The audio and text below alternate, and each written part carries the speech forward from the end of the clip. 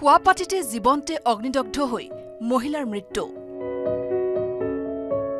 সিলিন্ডাৰ বিস্ফোৰণ হৈ ৰঙিয়াত ভয়ংকৰ অগ্নিকাণ্ড।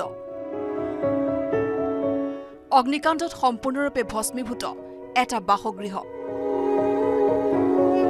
এই বাসগৃহতে শুই থকা অৱস্থাত জীৱন্তে অগ্নিদগ্ধ হৈ মৃত্যুক সাৱটিলে মইনা নাথ নামৰ এগৰাকী মহিলাই। ৰঙিয়াৰ গড় ভিতৰ বালাগাঁৱত সংঘটিত হৈছে এই হৃদয় বিদাৰক ঘটনা। জুইখন জ্বলি আছে, হাল্লা চিল্লা লাগছে। তাৰপিছত আমি উঠি আছো যে কিবা হ'ল এতে, আমি উঠি আছো, এইফালে চাওঁ জুই জ্বলি আছে। এইফালে পুৰা হেৰি হৈ গ'ল, মানুহ পানী মাৰিব সুবিধা নাই। আমাৰ বৌহঁতে মাৰি আছে, তথাপি কমাই লাষ্টত চিলিণ্ডাৰখন ব্ৰাছ হৈ গৈছে।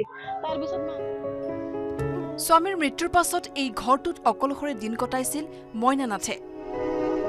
দিনটো বিভিন্ন লোকৰ ঘৰত কাম কৰি উপাৰ্জন কৰা ধনেৰে জীৱন নিৰ্বাহ কৰা মইনা নাথৰ আশ্ৰয়স্থল আছিল এই ঘৰটোৱে। নিশা জুইৰ সূত্ৰপাত হৈ গেছ চিলিণ্ডাৰ বিস্ফোৰণ হোৱাৰ বাবে মহিলাগৰাকীয়ে হয়তো নিজকে বচাবলৈ সুযোগ লাভ নকৰিলে। কিন্তু ঘৰটোৰ ভিতৰত নিশা মহিলাগৰাকী শুই থকা অৱস্থাত কেনেকৈ সূত্ৰপাত হ'ল জুইৰ, তাক লৈ প্ৰশ্ন উত্থাপন হৈছে ওচৰ চুবুৰীয়াৰ মনত। চলি বলে লুৰা আছে, এটা চলি আছে, এটা বেয়া দেহ চলি আছে, এটা বেয়া দিছে। গিৰাক না গিৰাকৰ সৰু সৰু থৈ ফেলে চলিটোৰ লুৰাটো হাপে কামৰাইছিল হাপে।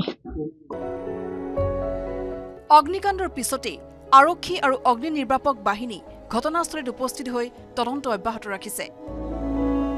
হৃদয় বিদাৰক এই ঘটনাই সমগ্ৰ অঞ্চল জুৰি পেলাইছে শোকৰ ছাঁ। ৰঙিয়াৰ পৰা ইনামুল ইছলামৰ report, news 18 Assam north east.